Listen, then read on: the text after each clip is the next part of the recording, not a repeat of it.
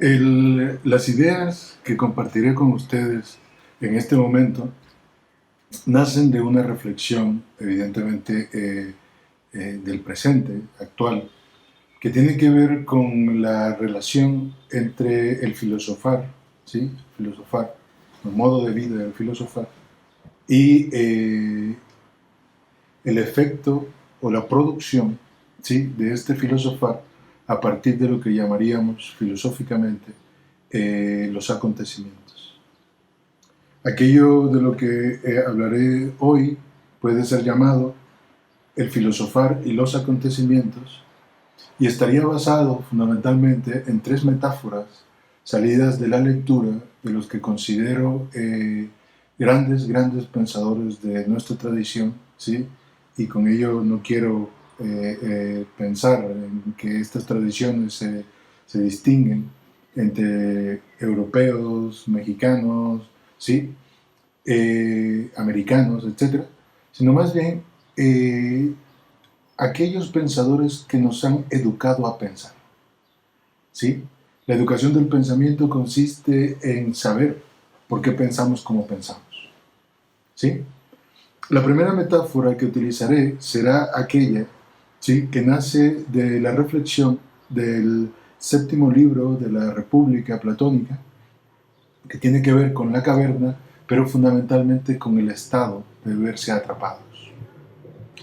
La segunda metáfora tiene que ver con las confesiones de San Agustín y nace de una reflexión acerca sobre el libro cuarto, capítulo cuarto, ¿sí?, de las confesiones, y tiene que ver con la posibilidad de pensar, ¿sí?, cómo vivir, ojo con esto, cómo vivir la muerte, ¿sí? Es decir, cuando la muerte del otro llega, ¿sí?, ¿qué ofrece?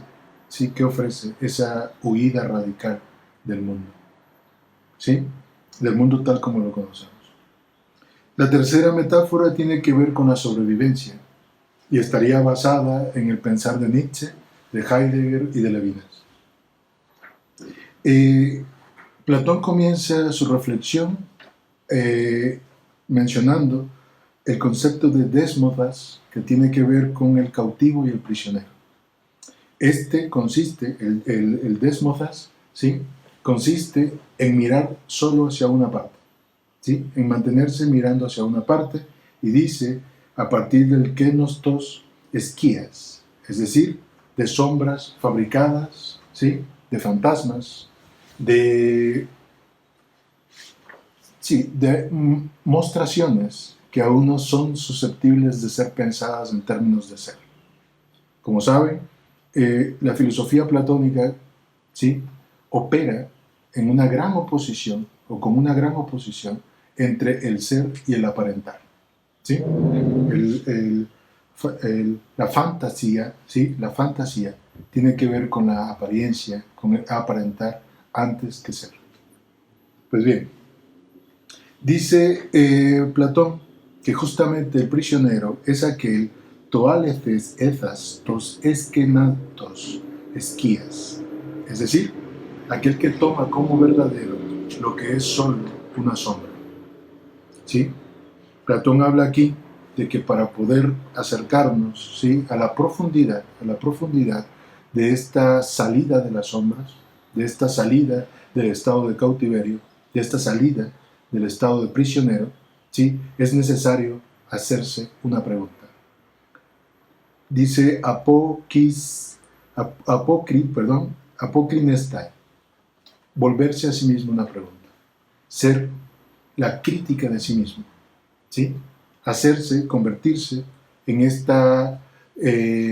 en lo que pide más de sí, no aquel que se conforma, sino el que pide más de sí, que abre de alguna manera un horizonte que antes no era posible. Quisiera comentar que en esta situación que yo considero que aquí Platón ya se está acercando a una filosofía de la afectividad, ¿sí?, cosa que no nos permitiría decir la lectura oficial de Platón, ¿sí?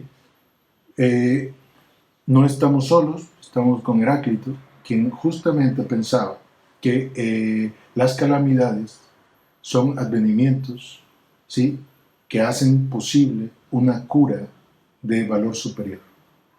Sin las desgracias, sin las calamidades, ¿sí?, sin los horrores, ¿sí?, de la vida, ¿sí?, la cura a la que accedemos, ¿sí?, no podría ser de un orden modificante, de un orden liberador.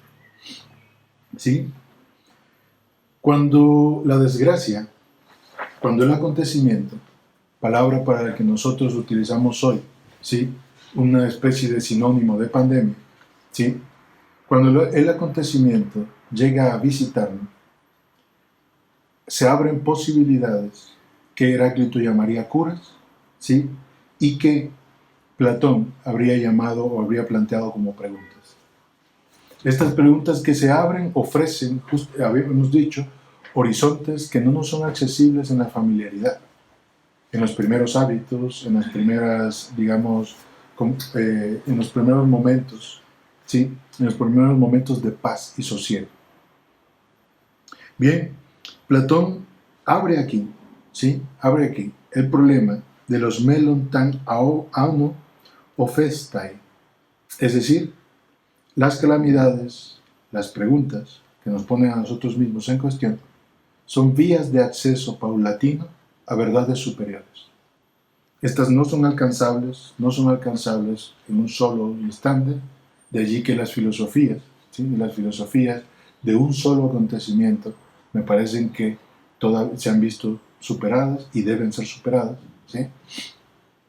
Y las filosofías susceptibles de regalarnos muchísimos acontecimientos parecerían estar más cercanas, ¿sí?, a la propia aventura de la vida, ¿sí? El acceso a lo superior es un acceso paulatino. No nos llega hecho, sino es un camino que habría que construir.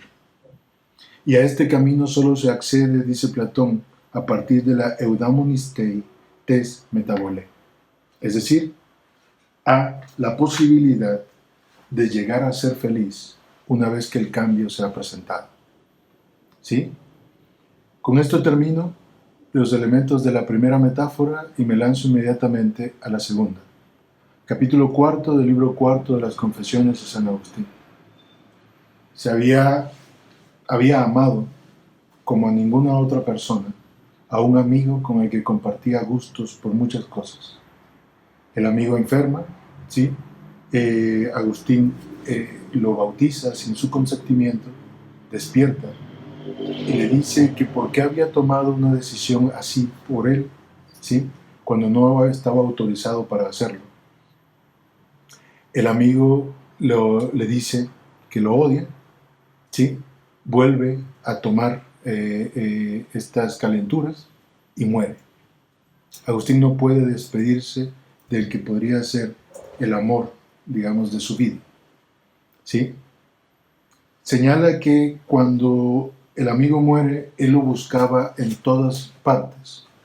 Dice, cambiaba de país y seguía pensando en ti, ¿sí? En la tierra me era una patria desconocida. Y dice justamente lo que creo que pasa en medio de esta situación.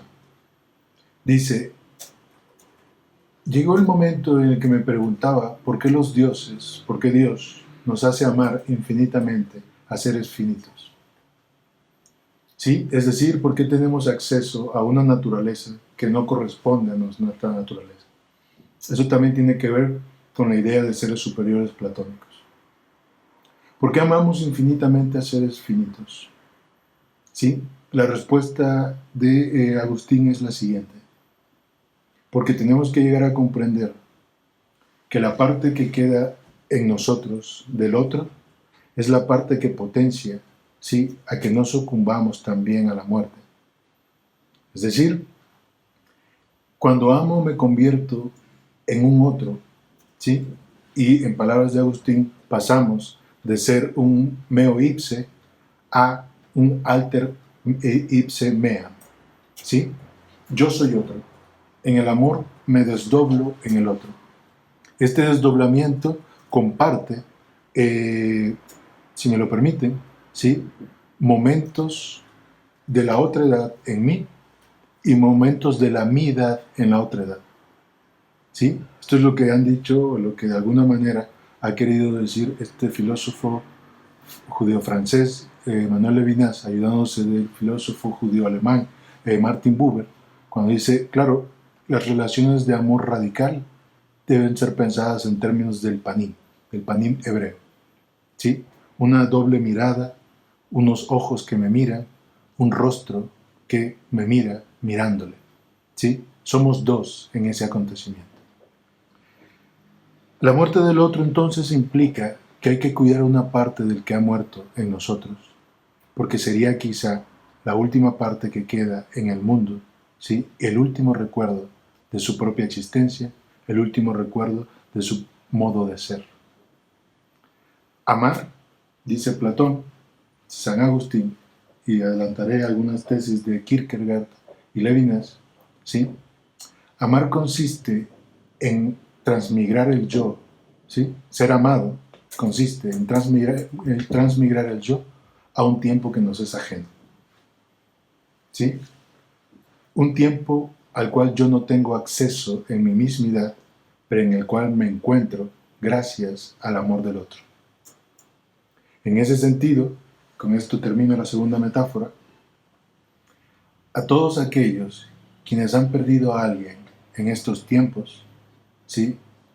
Quizá una de las potencias más radicales que puede ofrecer este pensar consiste en que debemos seguir adelante aferrándonos a la vida y al pedazo de vida que hay en el sobreviviente de aquel que ha muerto. No se trata de sufrir menos la muerte, sino se trata de potenciar la falta, ¿sí? Para conducirla al otro tiempo, al tiempo que será después de aquel, al tiempo que es después de aquel que ya ha muerto. Ese es el tiempo del amor radical, el tiempo del seguir amando, el tiempo de guardar en nosotros algo de aquel que ya se ha ido físicamente.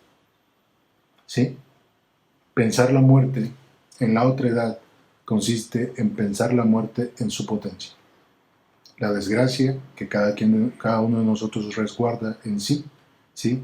Puede ser absolutamente conmovida por una potencialización de la falta, ¿sí? En la cual más bien nos comprometemos hacia una tercera parte. Entro con la última metáfora. Esta tiene que ver con la metáfora de la sobrevivencia y ha nacido de una reflexión sobre el pensamiento de Nietzsche y la salud venida después de la enfermedad, pensamiento de Kierkegaard y los saltos, ¿sí? Los saltos cualitativos, y el pensamiento levinasiano como el poder llegar a morir por el otro radicalmente. Sobrevivir consiste en pasar durante algún tiempo, ¿sí? Por una enfermedad donde se vive en el desierto. El enfermo vive en absoluta soledad su enfermedad. Y es él y su cuerpo, si no es que son lo mismo, ¿sí? Los que están absolutamente obligados a responder a la pregunta si la salud está lista para superar esta enfermedad. La sobrevivencia entonces consiste en pasar por encima del desierto, ¿sí? Metafóricamente, ¿sí? Alimentarse con poco, ¿sí? Y saber que cada ingreso del alimento en el cuerpo es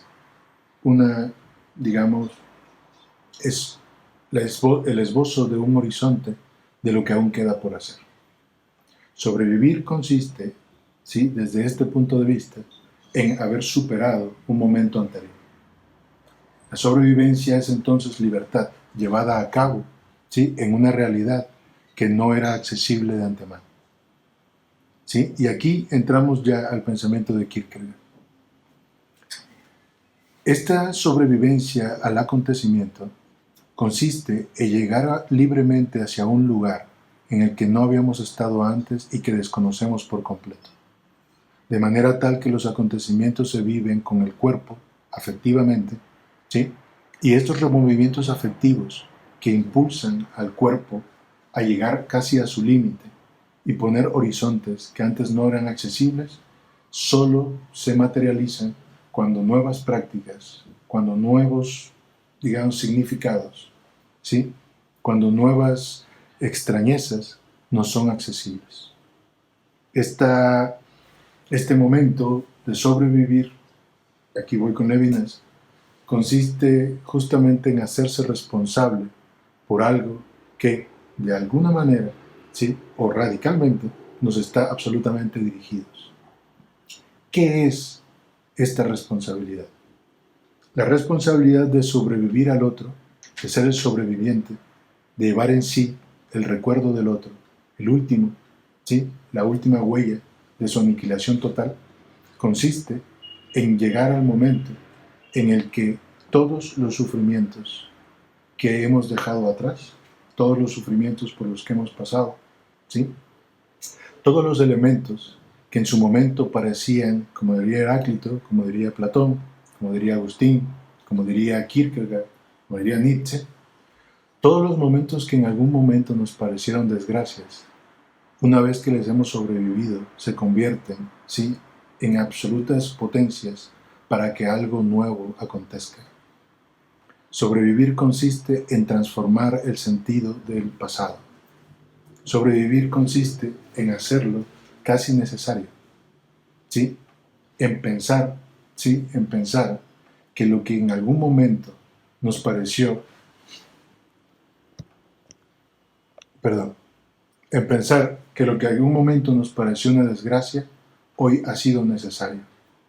Porque esa desgracia, o sin esa desgracia, no hubiese alcanzado las alturas en las que hoy me encuentro. De manera tal que las calamidades, con esto termino, las calamidades, ¿sí?, son oportunidades, potencias de horizontes que nos exigen lanzarnos hacia una vida en la que no hemos estado y que abren oportunidades para asumir con toda radicalidad, ¿sí?, las desgracias que el mundo nos ha dado, que nos ha atrapado, nos ha secuestrado, pero que también positivamente pueden ser asumidas como lo que abre una oportunidad para llegar a otra altura. ¿Sí? La filosofía de los acontecimientos señala justamente eso. El tiempo, ¿sí?, no es relativo al punto de vista del observador, ¿sí? No es Einstein. El tiempo no es únicamente una duración asubjetiva, Bergson, etc., ¿no? El tiempo no es el tiempo de las operaciones intrahistóricas donde las clases sociales se batallan entre sí, Hegel y Marx.